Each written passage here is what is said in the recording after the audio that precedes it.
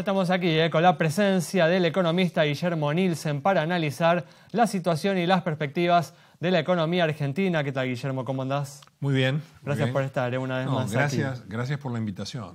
Bueno, Guillermo, una semana en la cual a principios, esta semana corta, el gobierno emitió un decreto con un conjunto de medidas dirigidas a recortar el gasto público. ¿Ves finalmente determinación de la administración para avanzar en la eliminación, en la reducción del déficit fiscal, Guillermo? Yo creo que se ha mejorado algo en eso. Lo del decreto, yo tengo una interpretación más de vidriera, ¿no? De hacer vidriera. Yo no lo veo como que sea una cuestión medular. Creo que las cuestiones medulares, en cuanto a lo fiscal en Argentina, deberían ser objeto de un acuerdo político importante y un acuerdo político muy amplio. En Argentina, a través de los años, en forma sucesiva, se han ido sedimentando distintas normas laborales, sociales, sindicales, que llevan a que la economía argentina, desde lo normativo y desde lo formal, sea una economía estilo escandinavo, ¿no es cierto?, de bienestar escandinavo. Pero ¿cuál es el problema? El problema es que la economía argentina no tiene la capacidad productiva, no tiene la productividad de las economías que tienen estos esquemas. Argentina no es Alemania, no es Suecia, no tiene la industria de estos países y no tiene la productividad de estos países. Entonces, permanentemente hay como... Guillermo, disculpame un segundo, ¿no? Porque el gobierno justamente cuando ganó las elecciones el año pasado, de hecho hubo un discurso así del propio Mauricio Macri hablando sobre la necesidad de avanzar en todas estas cuestiones, ¿no? Se habló de la necesidad de una reforma tributaria, una reforma laboral, se habló de la necesidad de una reforma previsional y finalmente, digamos, tras las dificultades que tuvo la administración para aprobar la reforma previsional, además esa versión bastante morigerada de reforma previsional, el gobierno parece haberse dado cuenta que en la Argentina no hay predisposición, o parece haber tomado, digamos, esa conclusión, sacado esa conclusión, de que en la Argentina no hay predisposición política para avanzar en las reformas estructurales, ¿no? Yo, sin embargo, creo que en lo previsional, lamentablemente, el gobierno pagó el error de no haber tenido una evaluación ajustada a cuál es la situación previsional de la Argentina. Fíjense ustedes que la totalidad de los ingresos tributarios por el blanqueo, que fue un blanqueo exitosísimo por estándares internacionales, la totalidad fue a el sector previsional. O sea, creo que no se termina de mencionar esto. Y al gobierno le faltó la habilidad de plantear esto junto con las imprescindibles reformas que había que hacer. Y bueno, se metió en los enredos que conocemos todos, pero a mí me parece que yo estoy viendo, hablemos un poquito del gobierno si les parece, yo estoy viendo al gobierno en una etapa de una transición muy tímida. A mí en lo personal me hace acordar de la primera etapa del gobierno de Menem.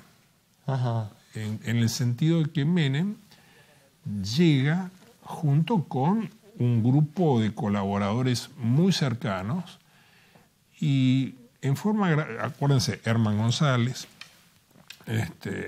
Vico, que es el Pero primero. Guillermo, vamos hacia el tercer año de este gobierno, ¿no? Bueno, de alguna manera Menem cambió hacia el final del segundo año de su mandato. Por eso, o sea, yo creo que hay puntos de contacto en esto. No es que Menem de entrada tuvo a Carlos Corach. Carlos Corach viene después. Claro. Y Carlos Corach le ordena la gestión política del gobierno. Bueno, Macri esto no lo tiene ordenado, claramente. O sea, todavía le faltan algunas espadas importantes. Le faltan espadas importantes. O sea, Menem, ¿qué fue logrando? Bueno, le falta Carlos manejo político, está sugiriendo. Claro, ¿no? Y gestión política. Carlos Corach fue un pilar en el gobierno de Menem en este sentido, en el sentido político, y Domingo Cavallo fue el pilar en lo económico hasta que, bueno, por la dinámica propia de Cavallo de esos años, tuvo que saltar por el aire, ¿no? ¿No lo ves, Guillermo, entonces a Rogelio Frigerio o a Marcos Peña en ese rol que mencionabas? Yo no lo veo a Marcos Peña. Frigerio está por verse. Indudablemente tiene un rol político y una relación con las provincias que es fundamental. Además, la gran experiencia de Frigerio justamente es con las finanzas provinciales, ¿no es cierto? Pero acá está faltando el courage, acá está faltando la gestión política y a la vez le sigue faltando el ministro de Economía. Porque, ¿qué es lo que sucede? O sea, tampoco está satisfecho con la gestión de Duhovne. No es que no esté satisfecho. A mí me parece que Duhovne está relegado a hacer lo que tradicionalmente fue un secretario de Hacienda en Argentina.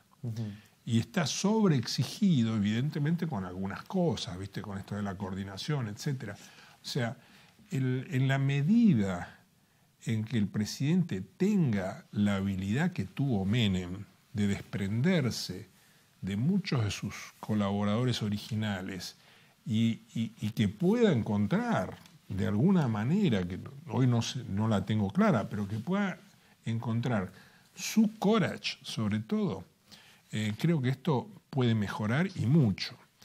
Pero en este momento yo vengo de estar 3 semanas fuera del país y me encuentro con un nivel de insatisfacción, pero sobre todo una insatisfacción muy marcada en los votantes del PRO.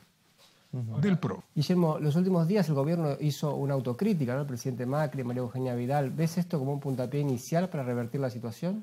Ojalá lo sea, pero acá hay que introducir cambios. Fíjense que el único cambio concreto que tenemos es el que está teniendo lugar en el Banco Central, que además es un cambio incompleto. Sigue el gerente general anterior, sigue la conducción de la mesa de dinero anterior. Dicho esto, les digo también que esta orientación del Banco Central, esta nueva orientación, a mí me despierta la mayor simpatía y las mejores expectativas, ¿no es cierto? Porque me parece que están dando los pasos iniciales correctamente en una situación monetaria mucho más delicada que lo que fue la situación monetaria de los 2 primeros años del gobierno de Mauricio Macri, ¿no? ¿Cuáles fueron, Guillermo, los principales aciertos de la actual conducción del Banco Central? La actual conducción del Banco Central, en el comunicado que se dio a conocer esta semana, por primera vez habla de el seguimiento de los agregados monetarios, de los distintos agregados monetarios. No dice voy a dejar de lado las metas de inflación, pero se puede interpretar que está dejando de lado esa fantasía obsesiva e injustificada por las metas de inflación, que fue una pérdida de tiempo y una pérdida de credibilidad para el gobierno. Entonces, eso a mí me parece bien. Pero insisto, son cambios que están a mitad de camino todavía. Acá hay muchos más cambios que el gobierno tiene que hacer si va a llegar eficientemente a la prueba electoral con algo para mostrarle a la ciudadanía, ¿no? Muy bien. Bueno, Guillermo, me gustaría, seguir hablando sobre justamente el resto de los cambios que se requieren, pero nos quedamos sin tiempo. Los dejamos para la próxima. Muchas gracias por haber estado con nosotros una vez más. Nos vamos entonces con este análisis detallado del economista Guillermo Nielsen sobre la situación de la economía argentina, los desafíos que hay por delante, la situación delicada en la que todavía estamos transitando. Nos reencontramos el próximo miércoles a las 20:30 aquí en Metro.